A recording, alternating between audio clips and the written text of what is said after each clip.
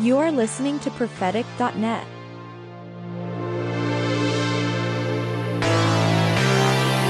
I moved to Tokyo, if that's where you want to go.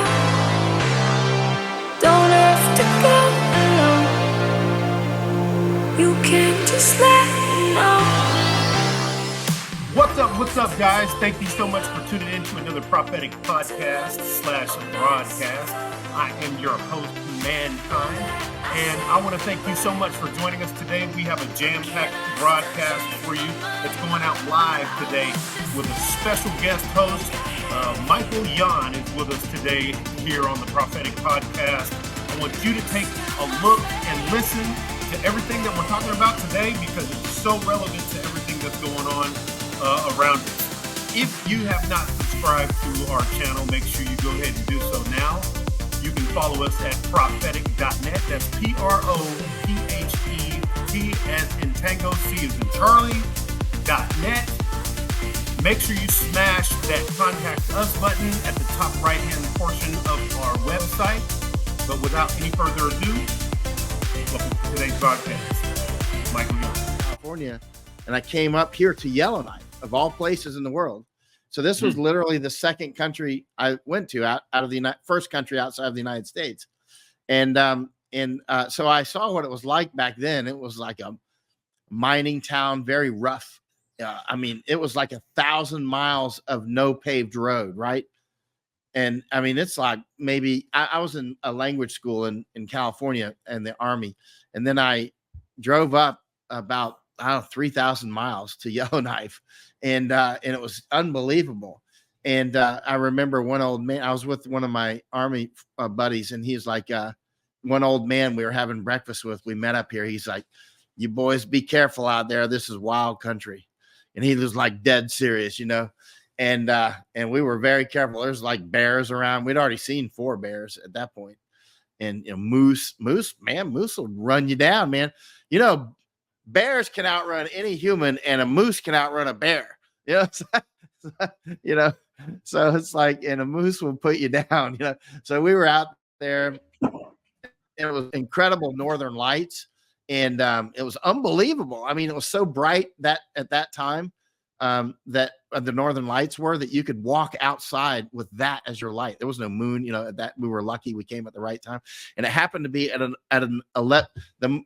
sun has roughly 11-year cycles. You know, it has different cycles, and one of them is about 11 years. And this happened to be at a peak when we just dumb luck. We showed up at the right time of year at the right year, and it was just like I'd never seen anything like it since then. Yeah, and it's good aurora right now, but.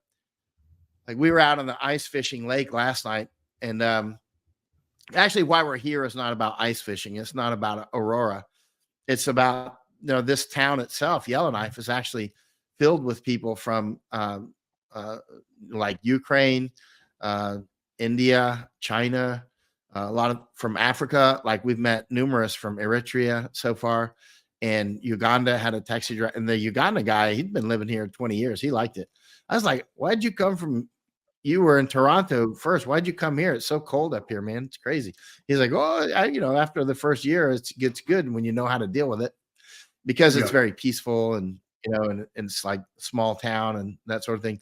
But the Eritreans and whatnot, they're brought in by IOM, the International Organization for Migration, and other groups. Of course, there's that group. There's a war in Eritrea between Eritrea and Ethiopia in the Tigray region.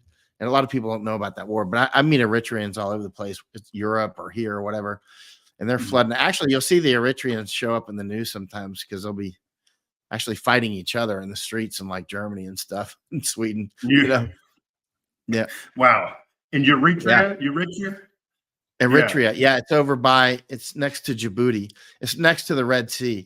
Actually, It's like if you go across the Red Sea, you'll be at Yemen or Saudi Arabia, depending on where you go across that, right? So it's right there in North Africa, right? It's in the northern part, east, but right next to Djibouti and Somalia and all that. I think is Sudan one of their neighbors? Who is Sudan's one of the neighbors, right? I don't have a map. In North Africa? Yeah. I think I think so. Like this wild country. Yeah, I can imagine. Actually, a And lot of the how are they Eritreans that getting? I've spoken with, So they're they like obviously Eritrea. being What's that? Go ahead. they're obviously being flown over there, right? To get all the way Oh to yeah. Yellowknife. Yeah, they'll fly into here. Yeah, And you know, the airports, like when you land at Toronto, the airports, all the staff are foreign from Canada, right? Um, yeah, I mean, they're like when you fly into the Toronto airport, there's a whole welcoming area for Ukrainians. It's got all these welcome signs in Ukrainian and English language. And yeah, and then you go to this waiting area and it's all, yeah, and it's straight up like welcome from Ukraine. Boom.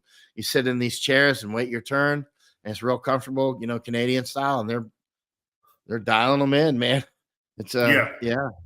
I hear you. I kind of experienced the same thing. Like I fly into Fresno, California, like quite a bit, and you know, because that's actually home.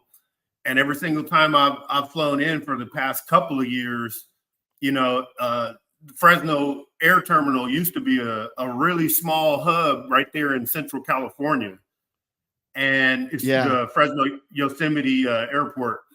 And now when I fly in, like every single time, I'll get in at like maybe 11 o'clock or even midnight. And I mean, and I have footage of this too, because I capture footage everywhere I go, just pretty much like you do. But the airport is just absolutely jam packed full of, you know, illegals. And you know, it's something that I've been trying to call attention to for the longest time, because that's just not natural. You know what I mean? Especially to be that late at night and that many people. I mean, hundreds and hundreds of people just packed in a small air terminal, and they're being flown to Yep. who knows where in the country. You know what I mean? It's weaponized migration, man. It's weaponized migration. That's exactly what it is. Yeah, Yeah. absolutely, You know, absolutely. because what you know, migration is a, you know, people keep calling it a border crisis. I'm like, there's no border crisis. You're in a state of war. We're being invaded, right? And calling it a crisis is like a headache. You know, you're having a crisis. I don't know, a mental headache or something. I don't know, but that's a crisis, right? It comes and goes. But this is more like pancreatic cancer. It's lethal. It will absolutely kill you dead, and there will be no resurrection, right? Other than in heaven, right? And I don't think countries go to heaven, right? So I mean, you know, the United States is being destroyed. It has cancer, and we have so many, you know, so-called journalists out there. And if I bring up, stop calling it border crisis. This is not a border crisis. Words are atomic structures of truth and untruth. And if you choose the wrong words, you will never arrive at truth. You can't make, if you want to make water, you need hydrogen and oxygen, right? Hydrogen and oxygen, two hydrogens, one oxygen, combine those, you got some water, right? But if you take, say, lithium, because it's politically expedient to say take lithium and combine that with oxygen, that's not going to be, I don't know, does lithium combine with oxygen? I don't even know.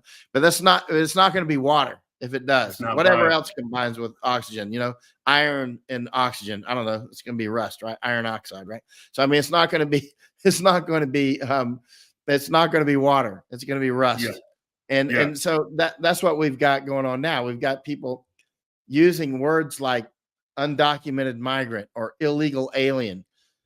This is war. This is weaponized migration, and it's been used through space and time. And ultimately, what's going on is it's oligarchical wars. I mean, this book is about oligarchical wars, right? I've been studying these things. I mean,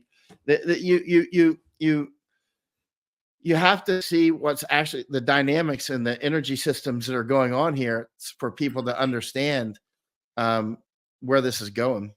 So I'll hold this book up longer for, it's called Weapons of Mass Migration. I'm just putting this up so that people will understand that this is an old form of warfare, right? This is nothing new. You know, people that say these things are conspiracy theorists and whatnot, they just don't know anything about war. That's like saying cancer is a conspiracy theory that the doctors use. You know, it's like, okay, he's got lung cancer because he smokes too much, whatever, right? But It's not a conspiracy theory. And like famine is used as a weapon in war, right? Constantly. It's either used as a famine will drive something called HOP, human osmotic pressure. In addition to just killing people, you clear them off the land, either through killing them or through making them leave, or you make them dependent on you for food. Now they're your slaves, right? You want them to be dependent on you for their medicine, for transportation, for food, for electricity, for anything. Make them completely, that's communism, right? Or fascism. Yeah. They're different, basically similar, but different, of course. But the bottom line is they're totalitarian, right? Is what they are, right? And so the king wants you to be subordinate, does not want you empowered. That's why the United States even formed. We're tired of kings. Our whole basis of our structure is we don't want kings. And this is a battle between oligarchs. This book is interesting. It's about oligarchical fights, right? And yeah, that's right. And so I've just been studying different oligarchical fights through history and how these fights get structured, because there's patterns in everything, right? That's why I've read more than 80 books on pandemic and famine, about more than 60 on pandemic and more than 20 on famine, because these things are all I've studied war for many, many years around the world. I've been in a lot of wars, been in a lot of combat actually, but you look at a lot of the combat is actually one of the lower levels of the war. Actually, we look at the movies and that sort of thing, like, I don't know, Navy SEALs kicking doors down or something. And that's, for a lot of people, that's high level warfare. It is if you're doing it. Like, obviously, if you're in it, that's the biggest form of warfare. I've been in it a lot, right?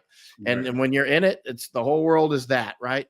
But when you get orbital about this and you look down on it, the highest forms of warfare are not flying around in your F-16. It's not that stuff. It's not your submarine. It's information warfare. It's right here. Exactly. Yep. It's the space between our ears, right? And so that's it. When you control this battleground, you can do whatever you want, right? Whatever you want that's within, whatever God allows and the laws of his physics, right? I mean, for instance, we have no borders now. The borders do not exist. I was just down in Bahamas before this, and before that, back down in the Darien Gap. Actually, we were down in the Darien Gap with Operation Burning Edge and Vandersteel, Masako Ganaha. We were there with Laura Loomer and Epoch Times, and other serious people like Chuck Holton. And before that, Brett Weinstein, Chris Martinson, Dr. Chris Martin. We've taken a lot of very serious people down there, right? But after that, I left up. So that was, I don't know, a couple months ago now. A month and a half, flew up to Tennessee, went on with Tucker Carlson and Sean Ryan. Tucker Carlson thing hasn't actually aired. I don't know if they're going to air it. It might be too hot for even Tucker. I don't know. And I think I read something about that. Yeah, because we did it. We did the interview maybe a month ago, and it hasn't aired. Yeah, probably more than that. And it hasn't aired. Yeah, more than a month. And then I went down to Florida looking at the things that are happening there. I'm from Florida, but I wasn't there on vacation. And then we went to the Bahamas. Why the Bahamas? We were in the Bahamas because that's America's third border. The Bahamas is vital. The Chinese have a port, like, I don't know, maybe 60 miles off the coast of Florida. It's a major port. Look at the Chinese port. It's right there, man. If you're if you're like Goggins level SEAL swimmer, you can swim that thing. It might take 2 days, but Goggins can do it.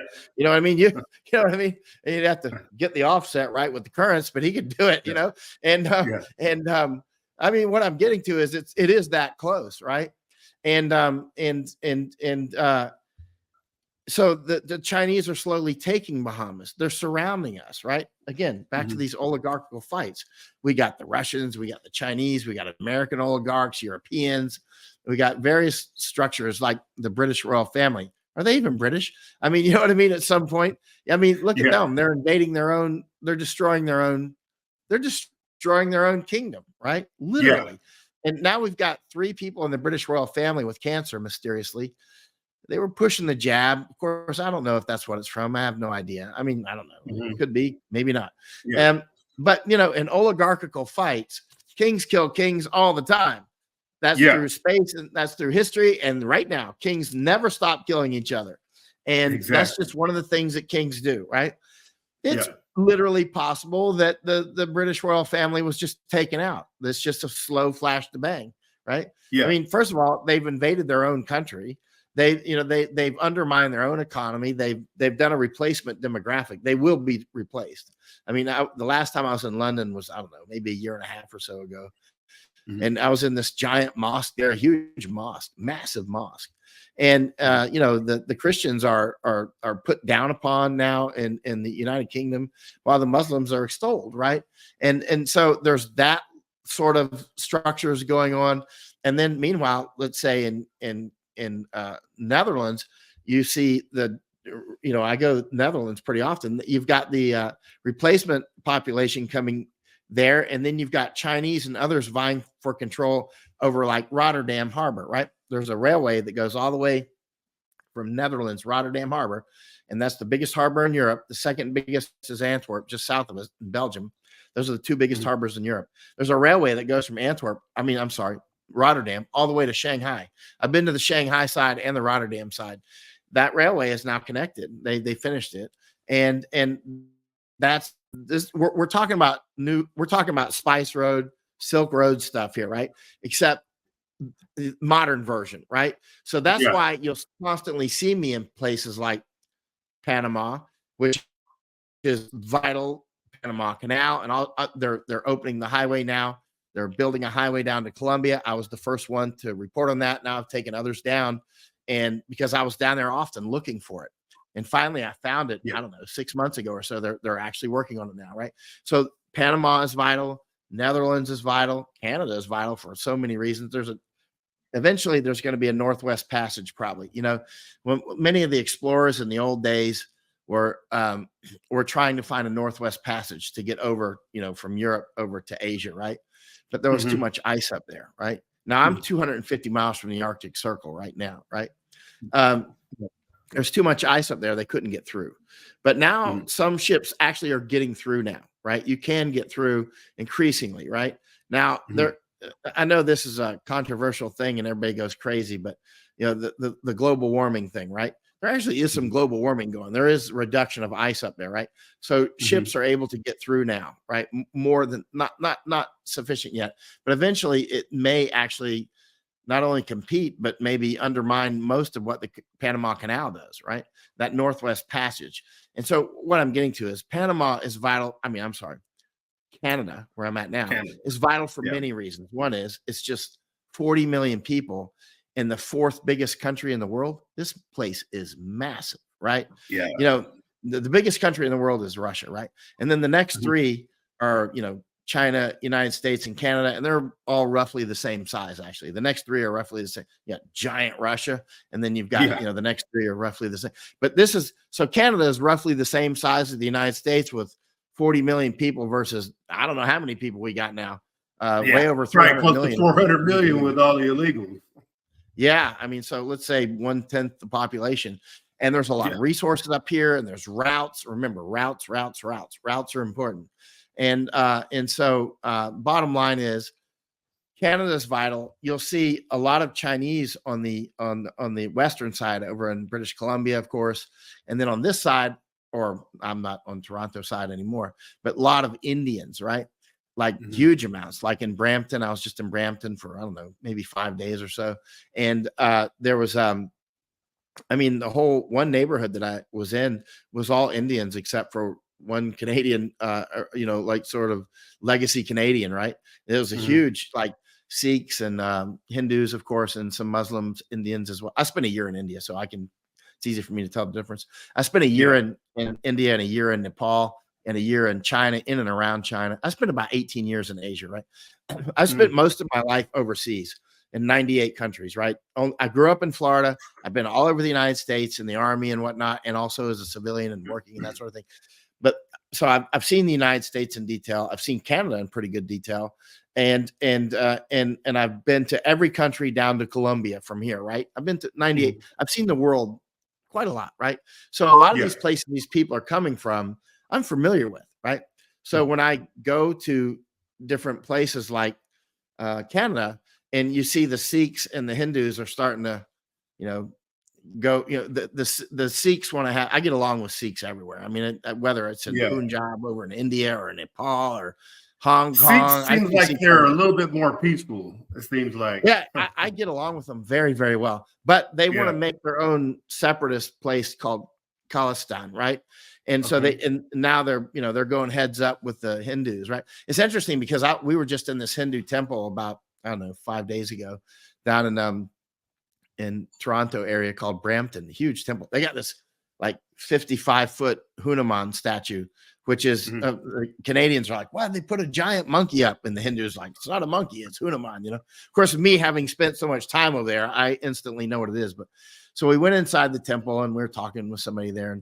And then we walked about a kilometer down the road to this giant Sikh temple, right? Which is right down the road. So you got the Sikhs and the Hindus, like basically walking distance between each other. Both got, large, very significant temples, right? What I'm getting to is they like the U.S. Revolutionary Wars, or let's say the American Revolutionary Wars. I had at least two grandfathers that fought in it. Basically, we took the European wars and we brought them to America, right? It was a transplant. They were transplanted, right? So you got the English fighting the Irish, all these wars, they get transplanted. And so that's what's happening now in Europe. You'll have like Eritreans fighting each other in the streets. You'll have Kurds fighting Arabs and Kurds fighting Turks. And you know what I mean? It's the normal stuff. You got Hezbollah fighting Jews or whatever. It's everything gets it's just, you move the fish from this aquarium to this aquarium and those fish still fight each other. You know what I mean? And so like my grandfathers that were fighting in the Revolutionary War, they were still fighting against the English, right? And then we just fought over here on Indian land, right? So what I'm getting to is now you've got a lot of Chinese moving into West Canada and a lot of Indians moving into other parts of Canada. But eventually, they fight each other a lot in Asia. Like I said, I spent a year in Nepal. You got India nibbling away at the southern part, China at the northern. I was in Bhutan, which is next to Nepal. Same thing. India took Sikkim, right? Or Sikkim, as they call it, or Sikkim. They have a different pronunciation. Americans often call it Sikkim if they know where it's at. But the Indians sort of took that in the way that that China took Tibet, right? I mean, I was up in Tibet years ago, and the way that China really took Tibet, part of it was kinetics, but a lot of it was information war, and then demographic replacement, right? It was weaponized migration, right? They brought Han Chinese in and took it. So when I was in Tibet, replace the population. They're just gone. I mean, it's Tibet. It's the place they call Tibet, and there's still some Tibetans there, but they're gone. And likewise, when I was in Hong Kong, you look at Hong Kong. I got kicked out of Hong Kong in 2020, but I was there for the 7 months of the last fighting, right, when they were doing that last resistance. I've been to Hong Kong numerous times, but during that last 7 months, but the way that China mostly took Hong Kong was just, again, demographic replacement. That's what they did. So every day they're putting drops in the bathtub until the bathtub gets full. And they don't just come in and say, get a job. No, they're getting jobs as teachers, especially like history, law. They're getting professors. They're getting police jobs. They're getting politicians. They're taking over the cockpit, right? They're learning where all these buttons and switches do, right? And so, and that's what they do. And so then they did the same in Macau. I was in Macau. They did that in Macau. They did it in Hong Kong. They did it in Tibet. They're doing it in California. Misako Ganaha, the famous Japanese journalist, and we went to San Francisco, I don't know, 2.5 years ago or so. And I said to her, I said, let's go there because I think San Francisco will end up being, at this rate, sort of Chinese Communist Party's headquarters in the United States, right? And it sounds crazy, but look, only months ago, Xi went to San Francisco, President Xi, dictator Xi, and they had cleaned off the streets of all those drug addicts and everything. And he didn't go to Washington. He went to San Francisco. He went to California. That's right. He's staking his claim right now. All these drug wars, all these fentanyl, thousands of Americans dying per month. Everybody watching this has had somebody in their family who is an alcoholic or a drug addict or something. Everybody watching this has seen that. a good friend or something it's happened to, or somebody you love. If it's under your roof and that happens, it's like a hellfire missile hitting your house, right? Yeah. If you have a parent or somebody like that who is a drug addict or an alcoholic or something, it diminishes the entire family. I mean, there's so much overhead in dealing with those dramas and reduced economic prospects and all kinds of other things, right?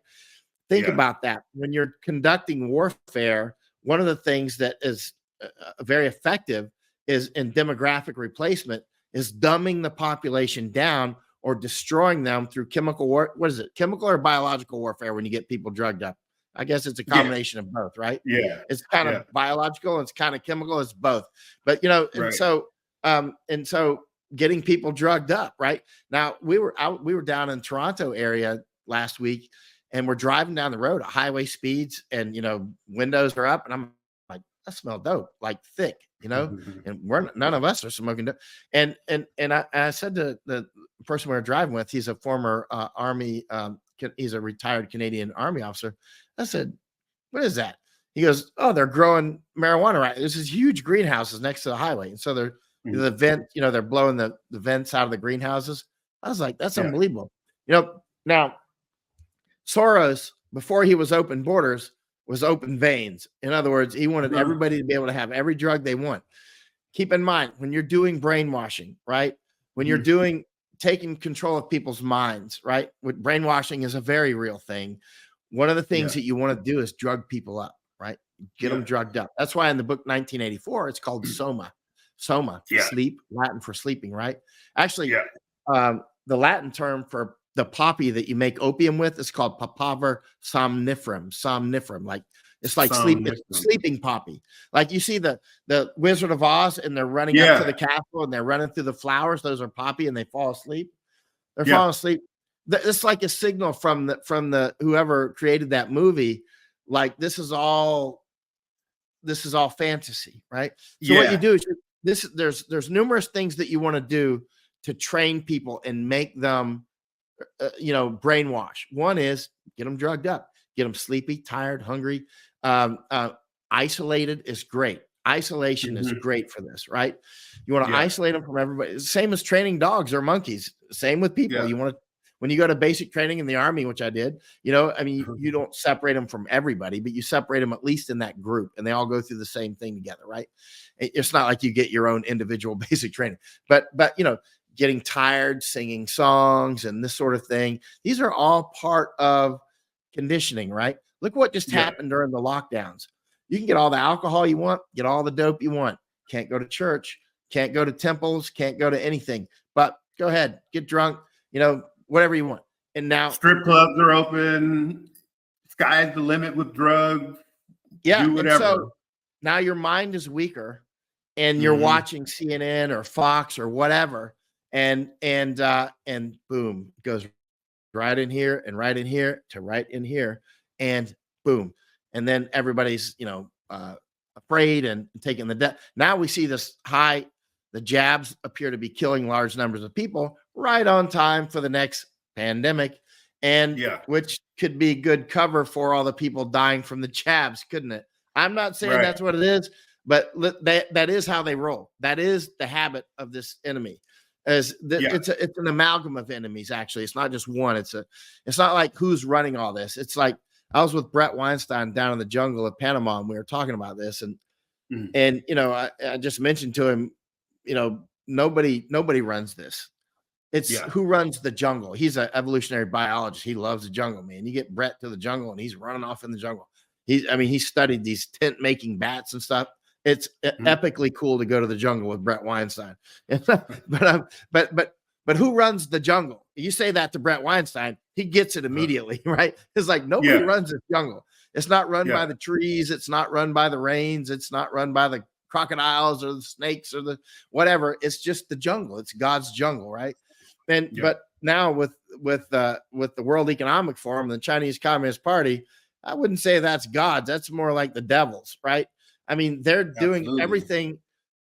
It's like biblical, like everything is opposite. It's bizarro world, like making making people as weak as possible instead of strong as possible, making people spiritually weak, making people separated from each other, making us mistrust and distrust each other, right? And that's what communists do. You know, I spent a lot of time in communist countries like East Germany and Poland when it was still communist, and Romania, Czechoslovakia when it was still Czechoslovakia. I saw a lot of communism, and nobody trusts each other. But people thirst. We want to be able to trust other people. Like I want to be able to trust people. Like I hate that I don't trust the FBI. I don't trust them at all. Right? How can I trust them? I want to trust the CIA, but let's say experience, no way. And so, right. No. And likewise with doctors, we want to be able to trust doctors. We desperately want to think that those doctors have our best interest at heart. They, and many individuals absolutely will. But as a group, they've been co-opted, right? And so what do you do when you're in you make one of the ways to separate everybody is to brainwashing, is to separate them psychologically, not to get children informing on parents, right? Again, when I grew up in Winter Haven, Florida, right in the middle of Florida, I remember they used to talk in church about, Nazarene church. They used to talk about how bad communism was. And I was like, oh, they're just exaggerating. And then I went off to these communist countries. I went back home. I went back to church. I said, update. All those bad things you said about communist countries.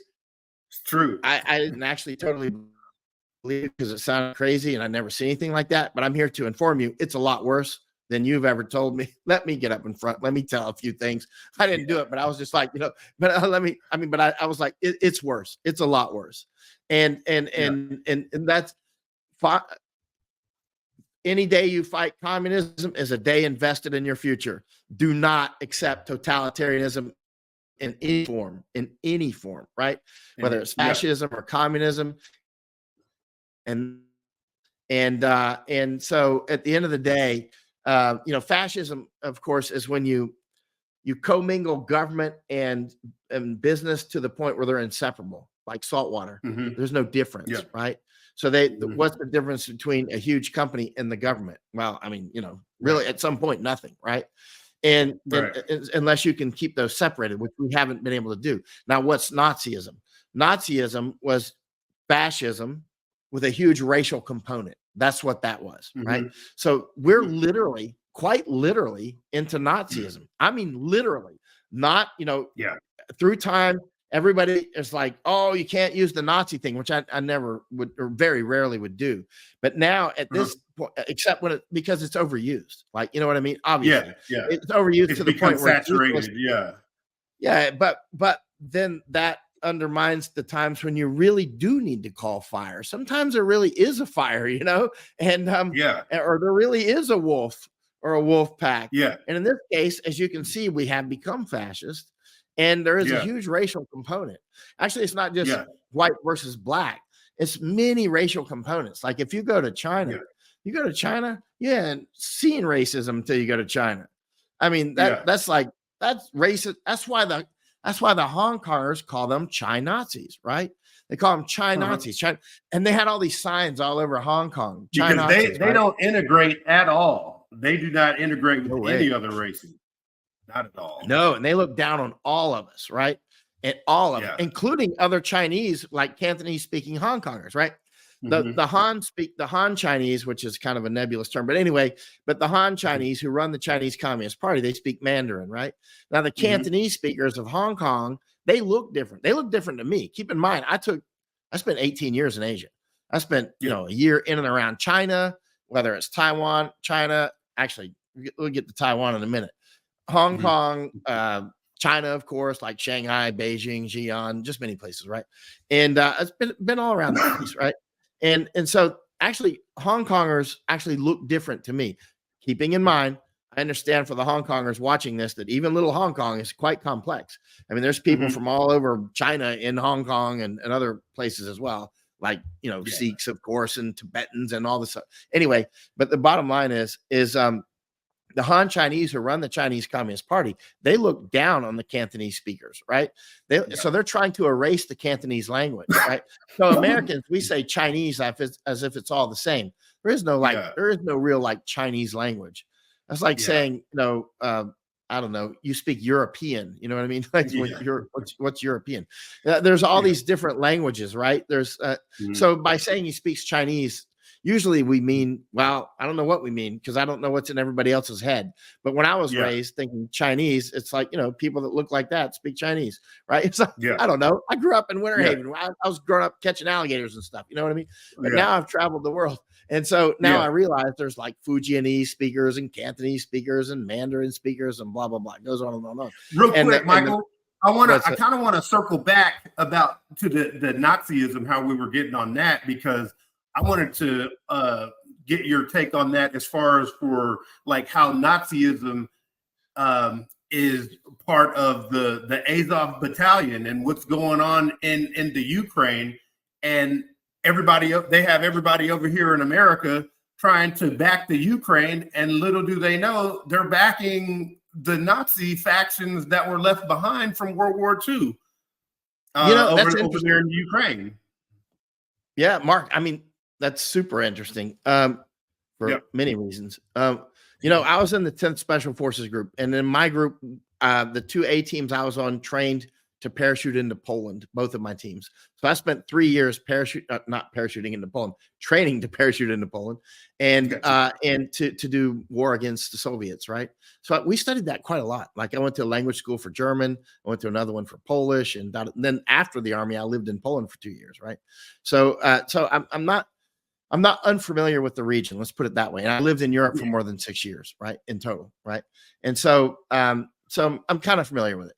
But still, it's still a vast place. But in 2014, some people reached out to me. They wanted help about some stolen art because they thought I might have some information that would be helpful to them. I'm like, stolen art? That's not generally like, but anyway, they were saying that this artwork was stolen by Nazis in World War II. These are Dutch people, right? Because a lot of the priceless Dutch artwork, Dutch have some serious artists, and I'm like, unbelievable. And so, but a lot of their artwork was stolen by Nazis, and it's vanished off into places like China, and it's vanished into places like Ukraine. And they were telling me about Ukraine. This is 2014, right?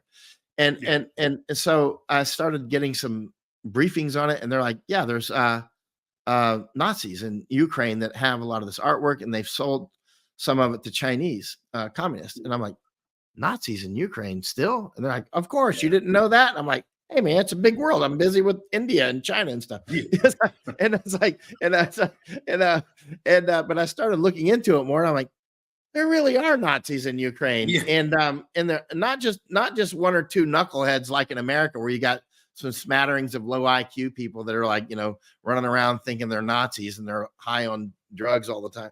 You know what I mean? These are like straight up serious, no kidding Nazis. And units of them, right? And everything, Yeah. And then this war breaks out.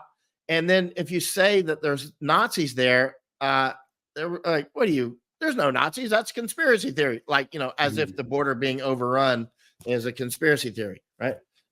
It's like, no, there really are Nazis, and Hitler really, he recruited people all over the place, not just Ukraine, but even in Poland, and which Poland, by the way, took more casualties per capita than anybody in the whole war.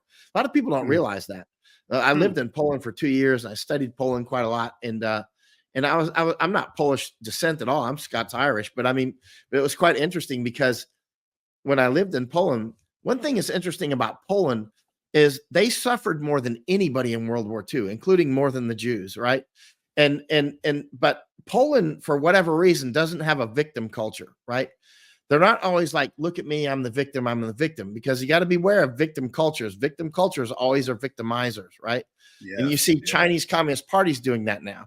Chinese Communist parties like, oh, look what the British did to us with the Opium Wars. And now you see Americans all the time going, well, it's revenge for the Opium Wars. I'm like, I'm not British. It's like, I had nothing to do with that. Right. Our countries, we helped build China up. We helped defend China against the Japanese. I've been to a museum in Kunming, a small museum, Kunming, China. I flew to it from Thailand. I flew to Kunming from Thailand, and I went there specifically to go to some museums and stuff, right? And there's a museum talking about how the Americans helped with the Flying Tigers, helped fight the the Japanese and whatnot, right? I mean, it's just a little bit. That museum is for the benefit of brainwashing Americans who come over. Okay, we give you some, we give you some creds for helping us basically fight off all these demons and help build our economy. We didn't do it for just out of the goodness of our heart either, because it was about oligarchy. It was about business, right? So it's not like, I mean, there are some, obviously part of the American way, part of the American way is to do things out of the goodness of our heart, right? Especially that's a big part of the Christian way, is to definitely do things that were just, lift people up. But then there's other, I spent that time in India and I see all these gods like all the, let's say a four-headed God that looks in four directions, right? One face of America is totally very good in our heart. There's another face that's total war. I mean, just like a beast. And there's another face that's totally greedy and just ruthless, right? And then there's another face that's sort of in between. You know what I mean? But a lot of cultures that I go to, most of them don't have that good face. They don't have that side of you that's just, you just want to literally just people to do better. I mean, literally, most of them are more predatory. Most cultures I've seen around the world are far more predatory, right? Not all, but most. But there is, and a lot of cultures do what's called crabbing. This would be internal culture. A lot of people don't know what crabbing is, but some cultures, like say Filipinos, Japanese crab, British crab, Australians, here in Canada, they crab.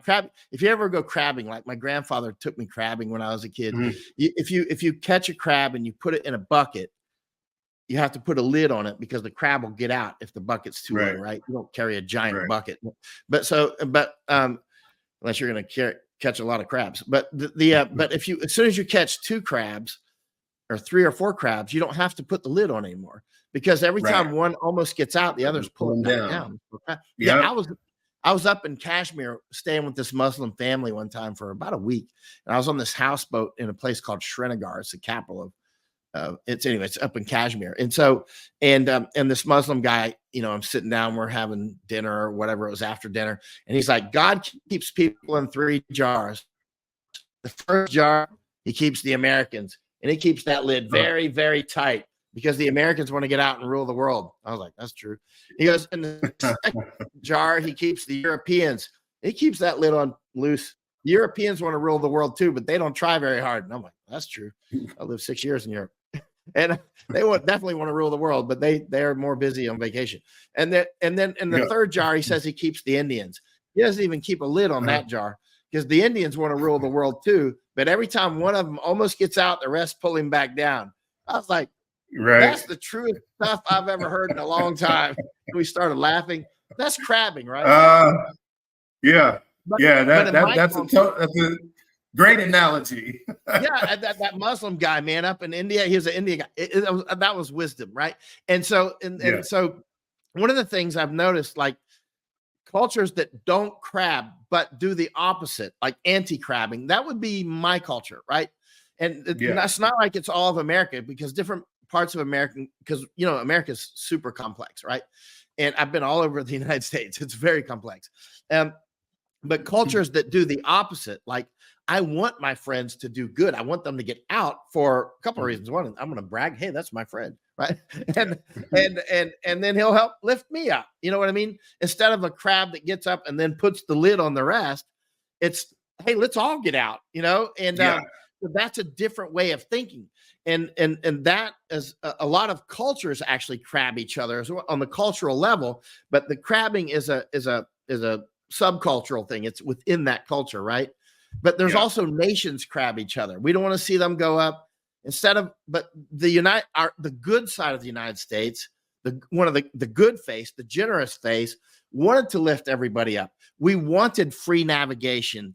That Navy we had that's so powerful wasn't to subjugate the world. It was really a big part of it was to open the seas, right? It really was so that everybody can do good and then we can all do good. But then, of course, then you get people doing good that want to do you bad, right?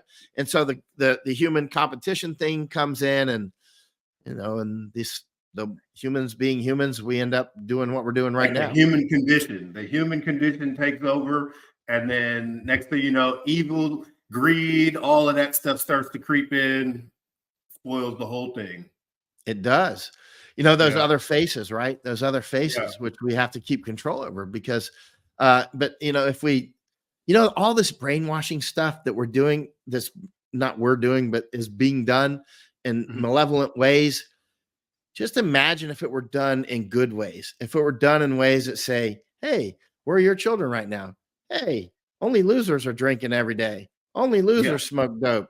You wouldn't have Joe Rogan out there smoking dope on a show, getting all these people on, even Elon Musk smoking dope. I'm like, are you out of your mind? I mean, seriously, you're the biggest podcaster in the world with this alleged $250 million contract. And then when I go against him, people are like, why are you going against Joe Rogan all the time? And I'm doing it for a very specific reason. First, I fed to him through back channels. Like, hey, it's good to stop doing this. Hey, I mean, millions of people watch you, including young people. You're giving a fair warning. They're giving a fair warning, right? I know he's huge. People get it like, well, he's the biggest. You can't chop him down. I'm like, oh, yes, I can. I have done this. I bankrupted one of a magazine and the biggest conglomerate in the world. Look it up online. Michael Yon bankrupt Shock magazine.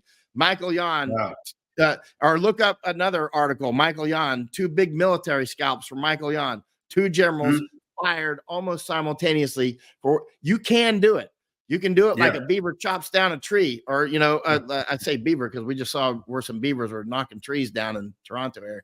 But I mean, it's more like it's like it's every day while Joe's up there smoking the bong in his tree house, and he hears that chopping down there. It's little Mike with a little hatchet, chop, chop, chop, chop, chop. I will keep chopping, and that tree will eventually go boom, and it will. It will do it. I've done this over and over and over. If you're persistent and people see the truth of what you're saying, why are you encouraging millions of young people to smoke dope that Chinese invaders are growing in Maine, in Oregon, in Oklahoma, in Northern California? They're coming up. They're making billions of dollars. Look up Chinese illegal marijuana farms. And you'll see them. They're pumping fentanyl into our children. And yet Joe Rogan, why is he getting so much money? Why is he getting so much huge traction, right? Why? Information war, right? Information war. And meanwhile, when somebody brings up the border to Joe Rogan, what does he do? He does that doper thing. Whoa. He's like, wow, but why would they do that? It's like, Joe Rogan, this is 2024. If you don't get it yet, you're either amazingly stupid to the point where nobody should be watching you, or you're part of it, or you're complicit. Part of it. What's that? Yeah. Or you're complicit in it. And making your money. That's one of the reasons why whenever I see about Joe, like, I think because I want to believe that, Joe is good. And I think all of his intentions are good. I just think that he's a little new to the game as far as for, really kind of bringing America back to where it needs to be. We really do need to kind of come back to like a spiritual homeostasis, which would include, hey, let's get back and focus on track to the things that are going to keep us alive, keep us progressing and things like that. And drugs just is not one of those. You know what I mean? It's the way our enemies will dumb down our. Listen, again, I spend most of my life outside of the United States. Still, I'm not in the. I'm in Canada, which is kind of like what a good friend yesterday or 2 days ago told me. He goes, "Imagine San Francisco as a country. That's Canada." And I'm like, there's some truth to that. Having gone to school in San Francisco and having been to Canada significantly, so I can see that. But again, it's like. It's this everything goes. Just smoke all the dope you want. Of course, that's what you're going to do. That's what we did to Native Americans. Drink the fire water. Go ahead. Drink some fire water. We'll take your land. Right.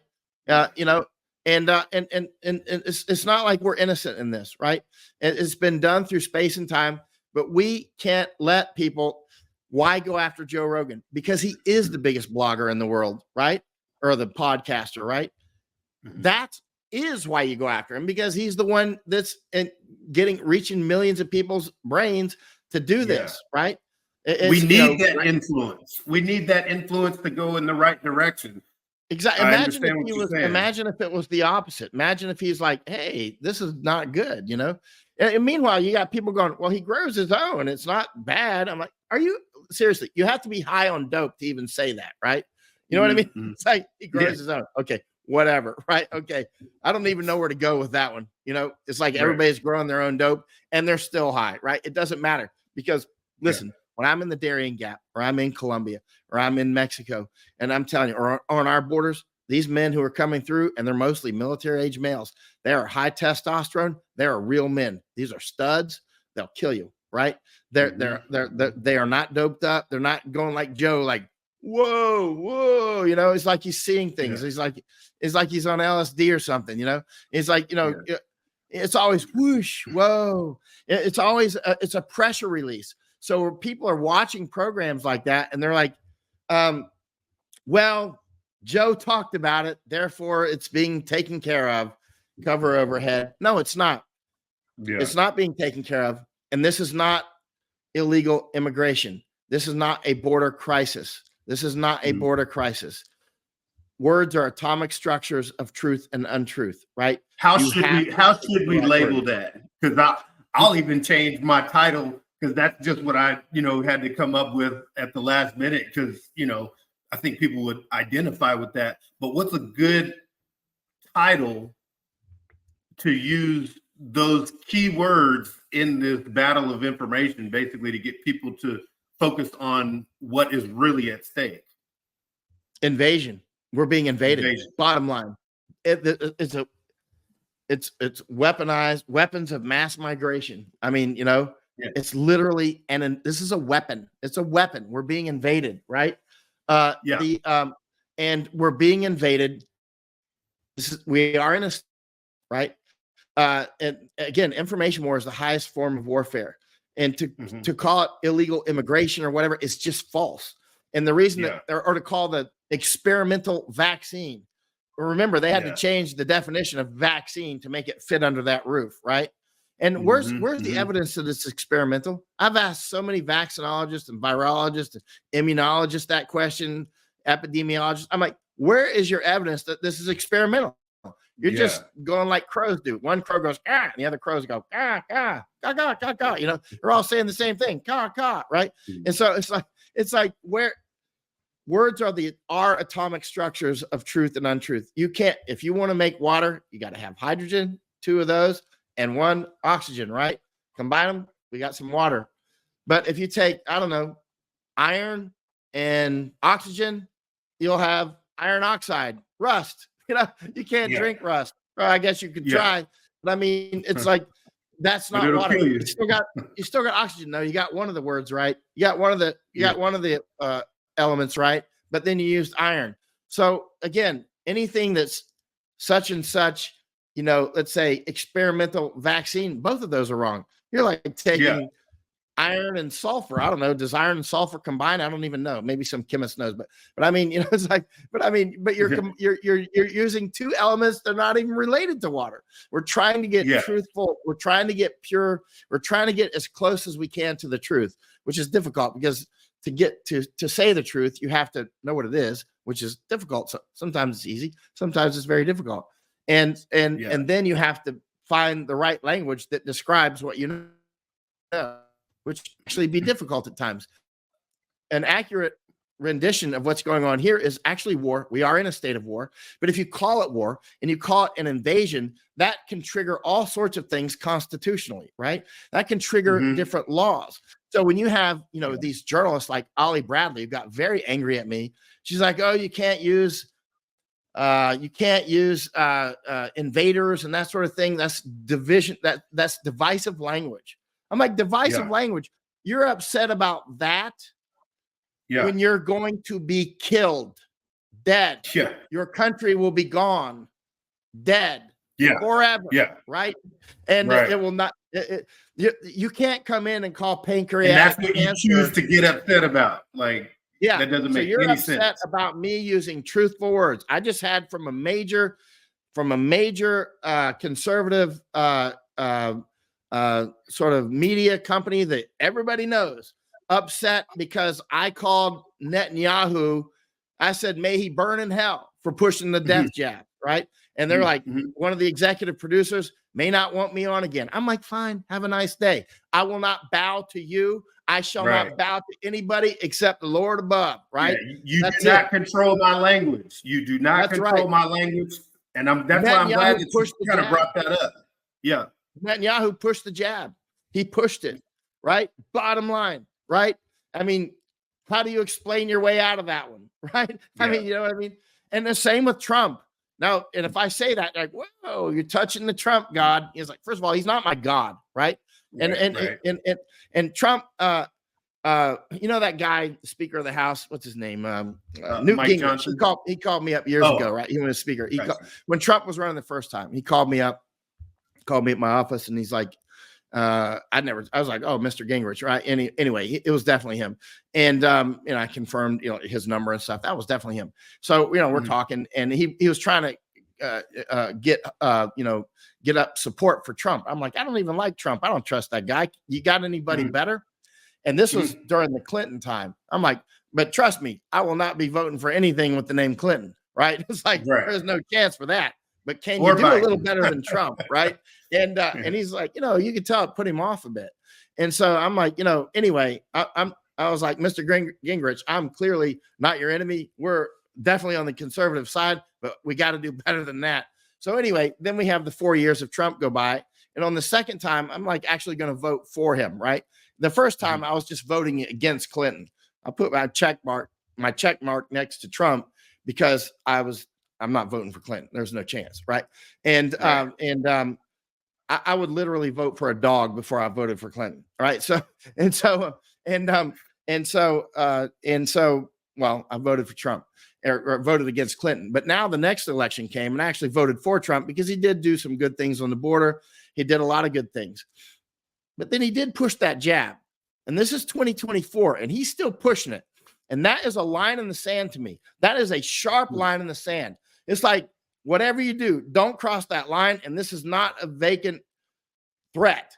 I will not support you if you push the jab, period. Period. And people are like, who do you want? Biden? I'm like, obviously not. He's just a piece of meat in a suit. He's not the president. So not even to have it available for, people because I think that was one of the things that he did. Because again, you do have to kind of appease the public. You can't please everybody, obviously, but to have it available for those people who think that they need it, I think that I understand that move, even though I'm totally against the jab and the vaccine and stuff like that too. But yeah, I do understand what you're saying about what Trump did. But he wasn't just making it available.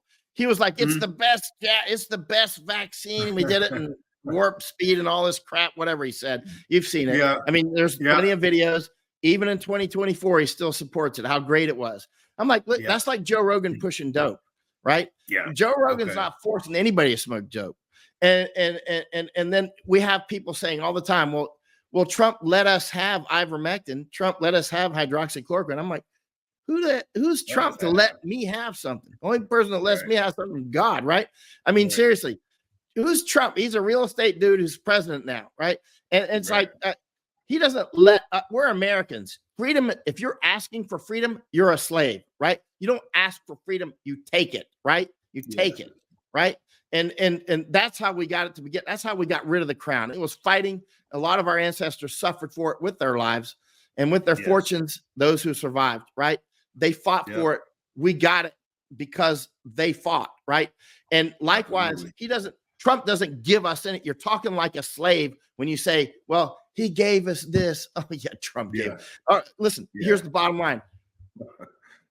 Joe Rogan doesn't force people to smoke dope and do all kinds of hallucinogens while we're being invaded, and act like he doesn't even know what's going on. He lives in Texas and Austin.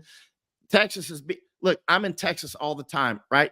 If I show up to your state and I'm spending significant time there, that's a problem. I'm a war correspondent. I'm like death knocking on your door. If I am in your place, you should probably be looking at your perimeter, right? I was just in Bahamas. Why? Because China is clearly taking Bahamas, right? I'm in Panama often. China and others are taking Panama, right? I'm in Netherlands often because of the same. Japan, same, right? Taiwan, right? Let's go back to Taiwan, by the way. Yeah. Information more. But let me finish with Trump. We'll go to Taiwan real quick if you have time. You have time? Yeah. We're good. Okay. Yeah. So, sure. so I'm sorry, I'm talking like crazy, but you gave me the mic. I'll take it, sir. So, and That's so why we're doing this. Yeah. I appreciate it. And so, Absolutely. like Pablo Escobar, the big cocaine guy, he didn't force people to take cocaine. He just provided it and made it available, right? And now people say, "Whoa, you can't compare that to whatever." I'm like, "Why not? Why not? Why not?" Because cocaine's illegal. Okay, why? Why is cocaine illegal? Because it's dangerous, right? For one thing, right? And look at the jabs, clearly killing people. Clearly killing people. Unequivocal evidence is killing huge numbers of people and does nothing but hurt people, right? And yet Trump's like, it's the greatest. Who is that guy? He's one of those oligarchical structures, right? Like Greg Abbott down in Texas. Greg Abbott is a member of the World Economic Forum. Greg Abbott, this is about oligarchs fighting oligarchs, right? Greg Abbott is, he buses people up to New York and all this stuff. And my conservative friends in Texas are like, look, why are you going against Abbott? Who did you want? Beto? It's always, who did you want? Biden? Who did you want? Clinton? Who did you want? Beto? Because when the oligarchs are giving you choices because you're not demanding a better choice, we're just putting whatever they put on the table, we'll accept it. Okay, so you're giving me the choice between Coke and Pepsi, Ford and Chevrolet, right? Like the Ford and Chevrolet fights, that takes your eyes off Toyota, right? So it's like, these are your choices because they're the ones popping up in the news all the time, right? They're not really your choices. They're the choices that's been infused into your brain, right? So at the bottom line is we end up with those choices because we accept the lowest, we accept the least, we accept jumping out of the burning building instead of collapsing in it after an airplane hits it. That's like you saw the people raining out of the Twin Towers. The thing's on fire. Do you want to burn or do you want to jump? And obviously huge numbers of people jumped. We're in that situation now. Jumping is voting for Trump. Burning is staying in the building and voting for Biden, right? I mean, the bottom line is Trump is still clearly doing those things. And I know I lose huge support every time I say things like this. People stop supporting me financially. They stop supporting me they get angry. I'm like, look, I'm American. I'm not a Trumpian. I'm definitely never going to vote for anything with a D behind it anymore. You know what I mean? I never have, actually. I wouldn't say anymore, but it doesn't mean I'm Mr. Deep Republican either, right? When I was down with Brett Weinstein down in the jungle in Darien, he's an advisor to Bobby Kennedy, right? And I said, I read his book, The Real Anthony Fauci, Kennedy's book. Actually, I was going to take Kennedy into the Darien Gap, and then he actually said that he was going to do it on a podcast. And I was like, I'm not taking you, man. I can take you down there safely, but you can't say it in advance. It has to be secret until we execute and you're safely out. Right. You know what I mean? So I can do it very, very safely if you can. So, but maintain some military security. At least. It's just like, I mean, if you and I were going, we could say we're going and we'll still be safe. But if you're taking Bobby Kennedy to the Darien Gap, I'm like, man, this has to be high security. You know what I mean? Yeah. And so, but anyway, I wanted to see what he has to say if I take him. It'd be a chance to talk with him and that sort of thing. But anyway, I ended up taking Brett Weinstein. It was excellent, very excellent to take him. I learned a huge amount being with him. And imagine being able to spend like 10 days with Brett Weinstein. That's like masterclass stuff. But we were talking about Kennedy at one point. And I said, I read the book, The Real Anthony Fauci. That was an incredible book. And it must be largely true because Kennedy's a lawyer. He knows if he writes that sort of stuff, he would be broken over Fauci's knee in defamation lawsuits. You know what I mean? Yeah. I mean, it could crush him. Right. And, but there was no lawsuits to my knowledge about that book. Right. And so anyway, but I am as deeply conservative, and I become more so over time, which is at this point difficult to do. Uh, Mhm. um, and so it's in me. Like you can't, when you're recruiting people in counterintelligence, you use the mice, right? Money, ideology, coercion, ego, right? Money, ideology, coercion, ego, mice, right? Right. A lot of people go for the money. A lot of people go for the ego. Usually, money Mhm. people and ego people, they'll go for both. Not always, Right. but anyway. But coercion is like sex tapes or something like that, or Yeah. you're not going to be able to fly if you don't take the jab. That's coercion, right? And then there's Yeah. ideology, right? The ideology people, that would be me, right? I'm deeply ideologically American, right? I'm deeply Yeah. ideologically conservative, and I got only one master, right? And Yes. the ideology, I'm not supposed to use that finger, but that's the one that'll tell all the other ones where to go, right? So it's like you won't take the money. You won't succumb to coercion unless it's like Maslow's level, right? And like, Yeah. I got to do this or I'm going to starve to death or freeze to death. You know what I mean? What I Yeah. mean? It's like, then you can reach them at the Maslow's level. Like, but the bottom line is I think Kennedy is as deeply liberal as I am conservative. And actually, in Mhm. a lot of ways, I've been liberal in many ways in my life. And then as I got older, I became more and more conservative. More But conservative. what I'm getting to is he'll be a gun grabber. And that's what I brought up to Brett Weinstein. I'm Kennedy like, will be Brett, a gun grabber.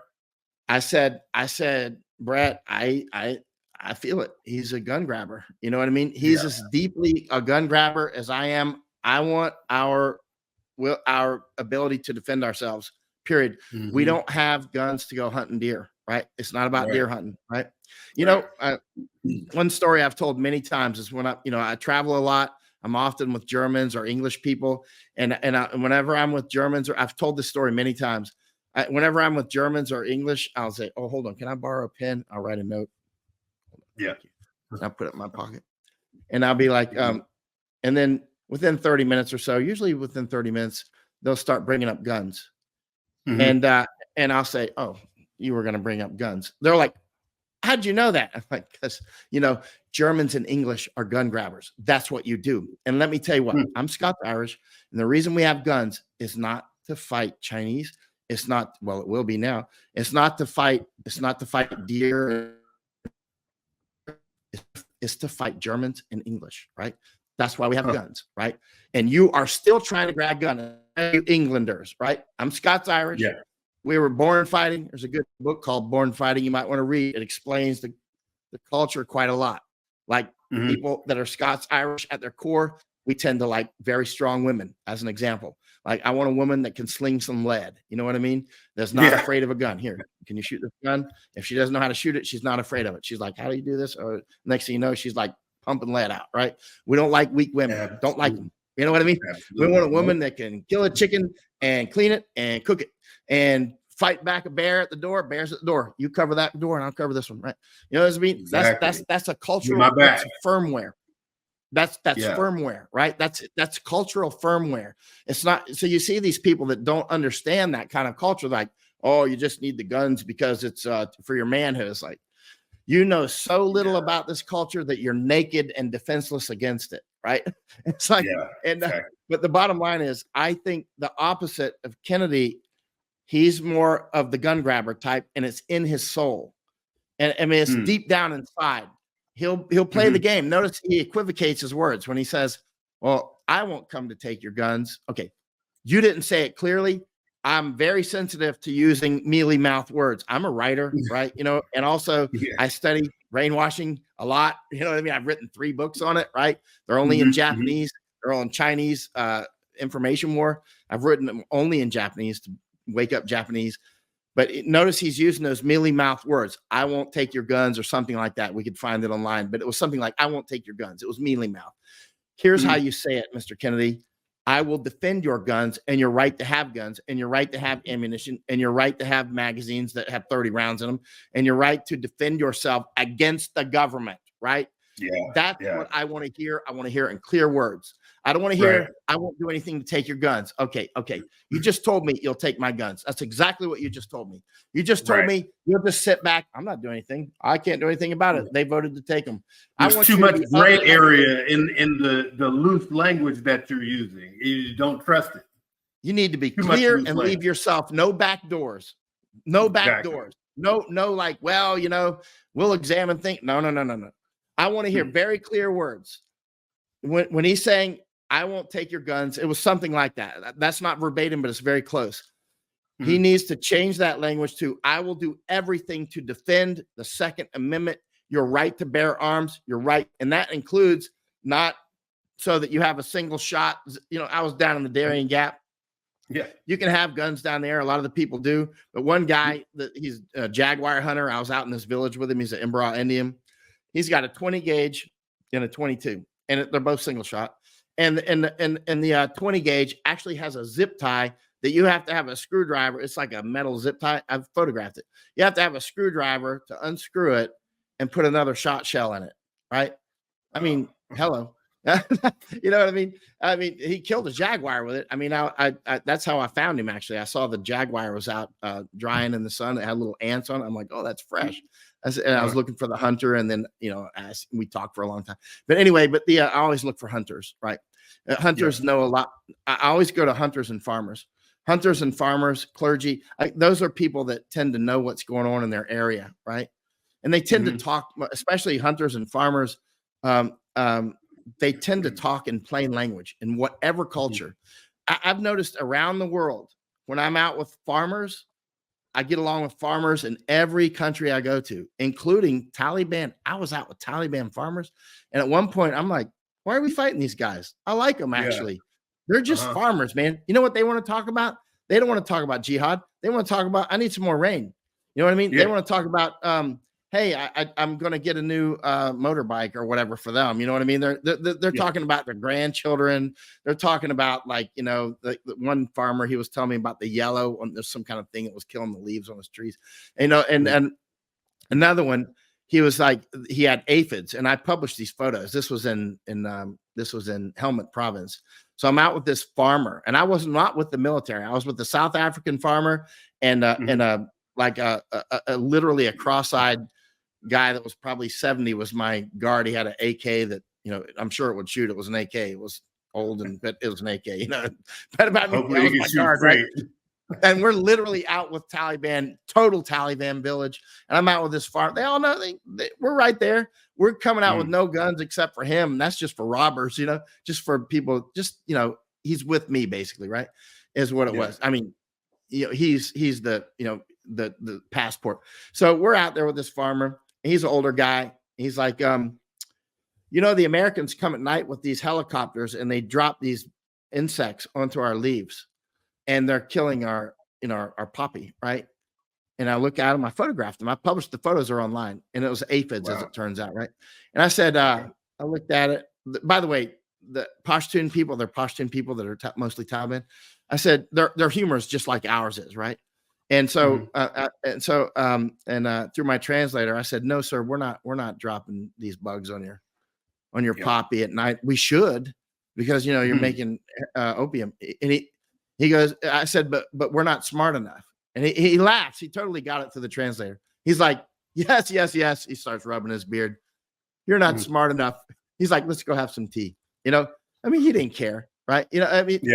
What I'm getting to is farmers, every country I go to, every religion, for whatever reason, I get along with them. And it makes it's interesting, isn't it? And they tend to talk in very clear words that you can understand. They're not talking on dope smoking Joe Rogan terms like, let me talk about this ephemeral blah, blah, blah, that he has no idea what he's talking about. You know what I mean? Joe Rogan's idea of seeing the Northern Lights is maybe do some LSD and he sees Northern Lights, right? You know what I'm saying? I mean, you got to go down range. You got to go in and see things with your own eyes, right? You're in Arizona. You're being invaded. You're being replaced. They will kick you out, right? I mean, or kill you, right? And at some point, and all these people that think they're going to have an AR-15 fight at their front door on the street, that's not how this plays out. That's not how this Yeah. plays out. Yeah. Yep. Yeah. Especially with the strategic warfare like they're doing now with the replacement migration, the weaponized migration, like you were saying. Yeah, a lot of people have delusions of grandeur as far as where they think they're going to, be in this, kinetic war where, they have these flashbacks or visions of, how they're going to just shoot and lay down the enemy. But this is completely asymmetrical. Like, you're not going to know who you're going to be fighting. Right. You know what I'm saying? There's going to be a lot of other situations that you need to prepare for, I'll say, because it's not going to be like anything that you've ever seen on TV. And I think that's what a lot of people kind of have the idea of, but again, almost like being a farmer, you need to cultivate life, get your house in order, get your spirituality in order. Yes, self-defense is a major key part, but then so is medication and so on. And people kind of forget, those are the things that actually, what is it? That would almost be like a force multiplier. You know what I'm saying? Right. To make sure that you are fortified and safe. Right. And I'm not a war correspondent like you are. I've never seen action. I've never had to go overseas or anything like that. But just being a man, an American man, raised with the right values, like I'm sure like we all have, I do understand what it takes and what's coming down the pipeline. You know something? Exactly. And organizing the people around you, being a leader, right? And organizing your family, getting prepared for the changes that are ahead. Let me say something about information war again. You'll see China often talking about the breakaway province of Taiwan, right? They always call it the breakaway province of Taiwan. Even very well-educated people, you see PhD in history, whatever, and they'll talk about, Taiwan, the breakaway province. And it's interesting when you bring this up, and which I've done many times, and I say, "Oh, Taiwan, the breakaway province. When did they break away? When? Like what year? What year did they break away?" And they'll be like, back when sometime. I'm like, okay, specifically, when did they break away? I mean, everybody's saying it's a breakaway province. Does not a breakaway province make? Let me tell you how many years and days Taiwan was a province of China. 0, 0, 0. Taiwan was never a province of China, period, wow. Ever. Not 1 second, right? But you'll have these people with these, the PhDs, or you'll have world leaders, and it's a breakaway province of China. No, it's not. That's information war. You just say it over and over and over, and you encourage people to say it, and you discourage people from not saying it. You compel this speech, and you compel them not to say other things, right? Yeah. And the next thing you know, everybody knows that Taiwan is a breakaway province of China, when it's not. It never was part of China, ever. Ever, right? Complete misinformation. Yeah, it's totally. But if you say it enough, like Hitler would say, just keep saying it, and put it in all the books, put it in all the movies, have all the newscasters, all the newspapers, just I don't know, web search. How about Google of all things? Breakaway province, Taiwan. Just endless articles. You'll never be able to read them all. It'd take 2 lifetimes to read them all. Because as we speak right now, somebody is writing breakaway province, and it's going to be published tonight or tomorrow, right? And it'll be on some newscast. There was just the earthquake there, and now the Chinese military is Chinese communist military is doing things in the area at this point, opportunistically. I don't know what's going to happen, but they clearly want to take Taiwan, and clearly the United States isn't really going to do anything, to my knowledge. They're just going to make a show. I don't see it. I mean, China is taking Bahamas. I mean, seriously, Goggins could swim to Bahamas from Florida. You know what I mean? Wow. It's that close. They got a huge container port right off the coast of Florida right now, right? And Americans don't even know it. They're like, what? And over in Antigua, right? Actually, General Flynn messaged me last night. He's like, he messages me sometimes about this. He's like, Antigua, Chinese are building a huge presence in Antigua. He's told me that several, and they are. Wow. And so they're taking the island chains down there. It's not just the Pacific Island chains, they're those are the ones closest to us. Yeah. I mean, like, they're like medium range rocket range. You know what I mean? They're not even, they're like MLRS range, Gimler's range, for those who know what I'm talking about. It's like super long range artillery, basically, right? Rocket artillery. We're not talking ICBMs. We're talking rockets that could just, like, you can wheel up and launch them. It's like medium range ordnance. Medium range ordnance. Exactly. I mean, seriously. I mean, they can take off with ships and be all up and down the coast instantly with the it's a container port. I mean, it's like, they can have every weapon in the world there, right? In the containers, right? Yeah. Let me say this, because I don't want to take up too much of your time. And again, man, I really appreciate you, being on the show here at Prophetc, because my audience, this is the type of knowledge that they thirst for, and to have somebody with your wealth of knowledge, again, I just want to thank you.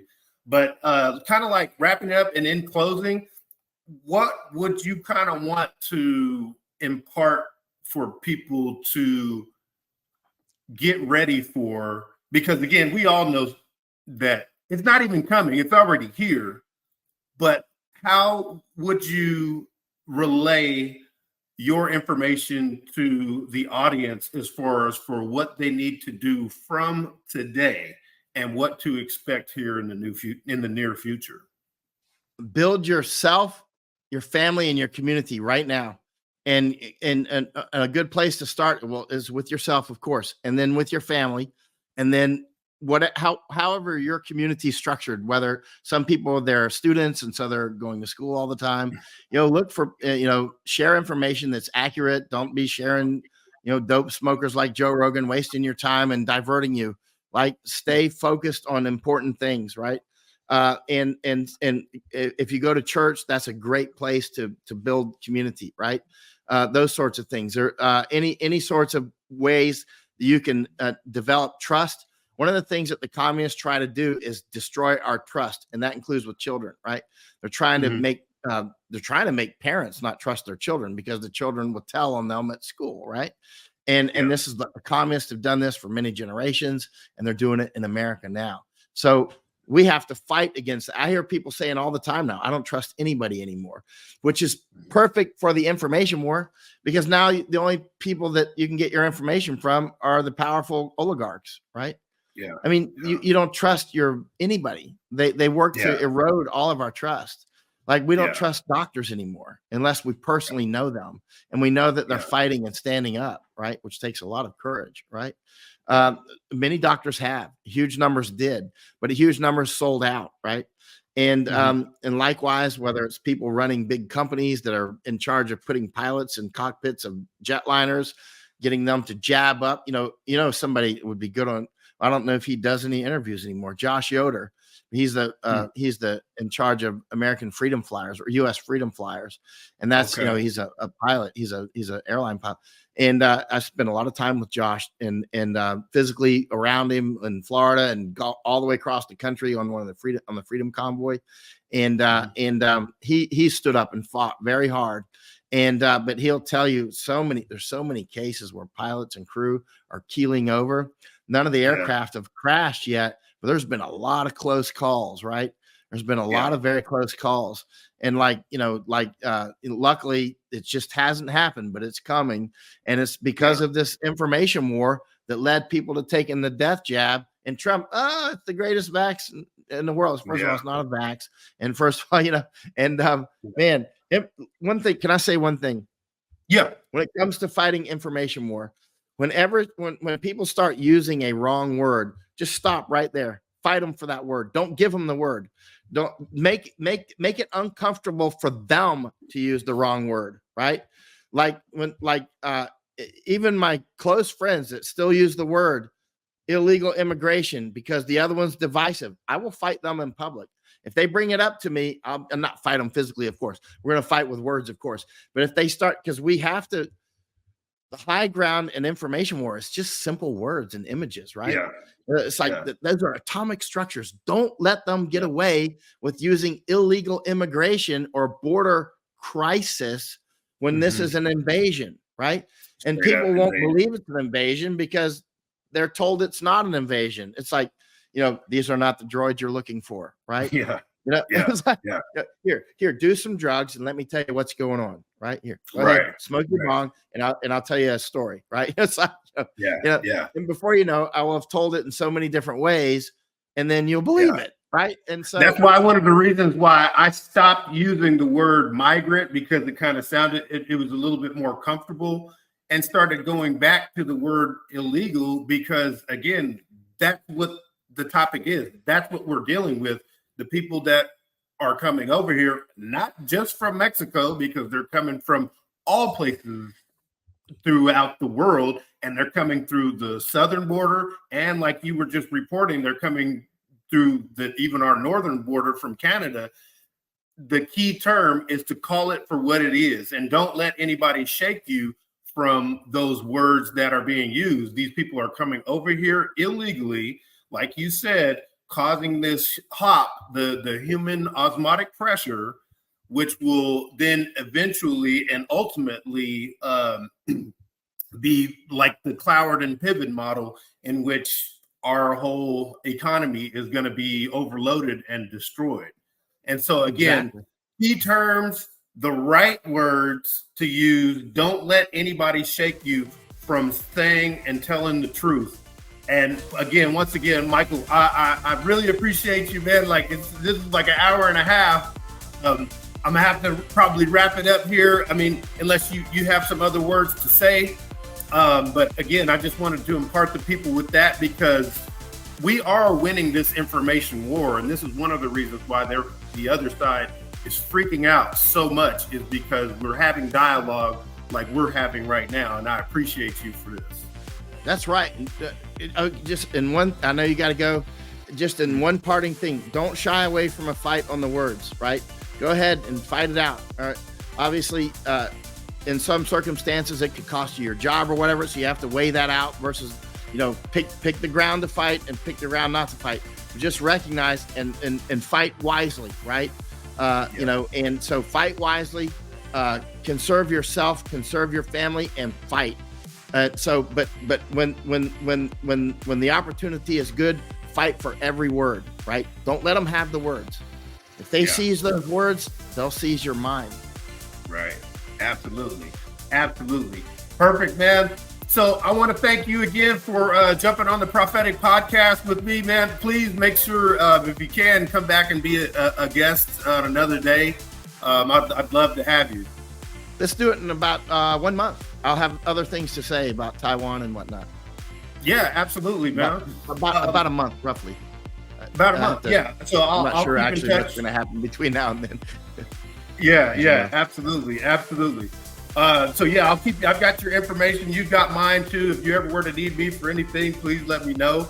But other than that, man, I want to thank you so much for joining us and blessing the audience with that. God bless you and everything that you do, and we'll talk soon. God bless you, and thank you for having me on, sir. All right, absolutely.